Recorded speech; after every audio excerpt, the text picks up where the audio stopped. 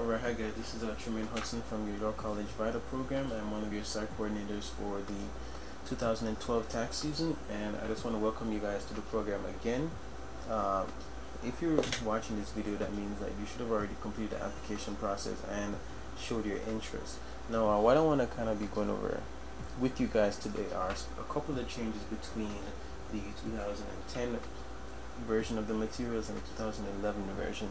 Now, what I have here on my page is actually a copy of the homework spreadsheet that we used previously for all of our volunteers that have showed interest between this summer to about Thanksgiving around now.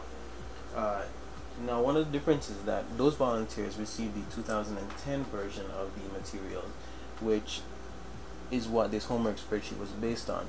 Now, when I say this, I mean that the page numbers as well as the name of the exercises were all based on the 2010 version. Now, a couple of these have actually changed in the 2011 version of the materials. Now, to do the problems, you guys should be using the publication 4491W, that is the red book. If you have the newer materials, you should have the 2011 version of these. Now, in this 2011 version of the publication 4491W, there are a couple of the exercises that have a completely different number as far as page wise, and some of them even have a different name. Now, for the first problem, which is Rose Hudson, it's the same number as the older one, so they're both on page 7, so there are no issues right here. This also goes for Lisa Parks, which is the second one. For problem 2, that is also on page 13. However, in the 2011 version of the book, this person is called Mary Beringer. Alright?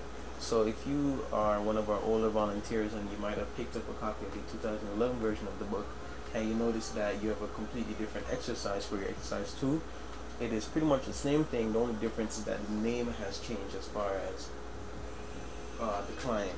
Alright? So you guys shouldn't be worrying too much as far as, if you have the right book or whatever the case may be. Alright?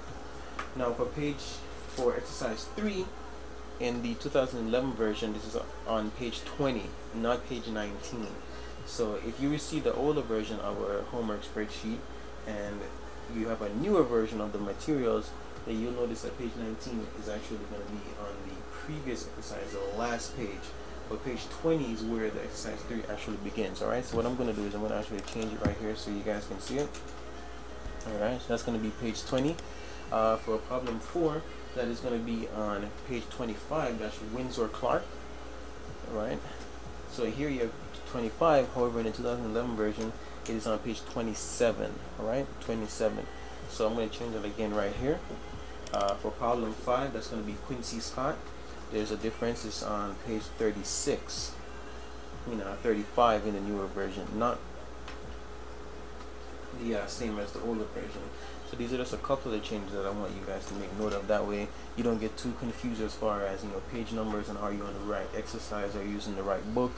We don't want you guys to spend or waste too much time doing this when you could actually be getting into the problem, and just kind of messing around with the program, see how much you know, and etc., etc. For problem 7, it is going to be on page 59, not 56. So you guys also want to make note of that. And for problem B, that is going to be on page 76, not 72.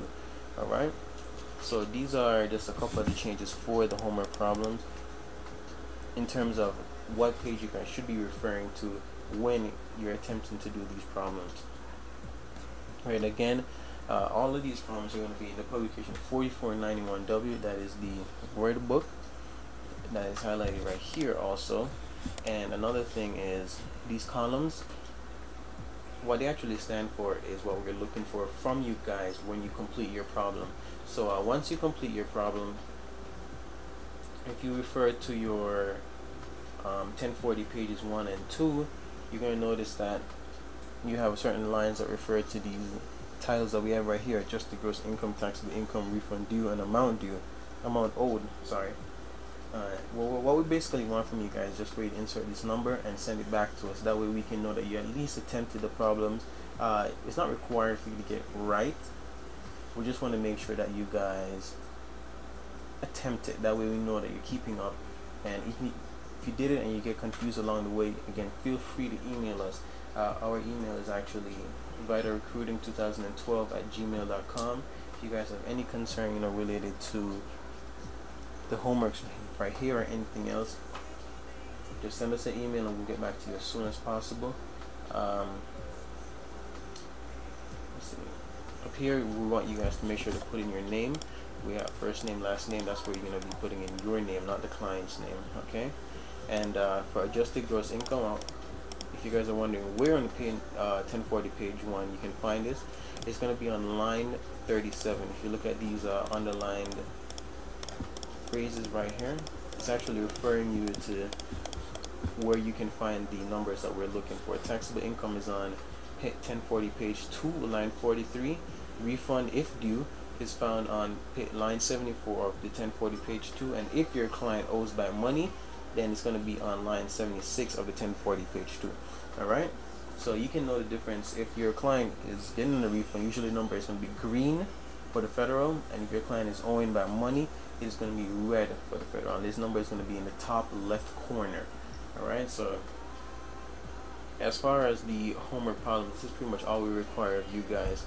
Now, if you guys are wondering what website we use, again, it's going to be voltaxprep.com. It's going to be voltaxprep.com, and it's going to bring you to this page, and then you're just going to hit in the password. It's going to be learn2, so that's LEARNTWO, and once you put that in, it's going to bring you to a page asking you for a user ID and your zip code. If you have not registered, you can just simply go over to create a new user, enter your zip code. You can either put in your email address or you don't have to. Either way, it's still going to give you your 6-digit ID number.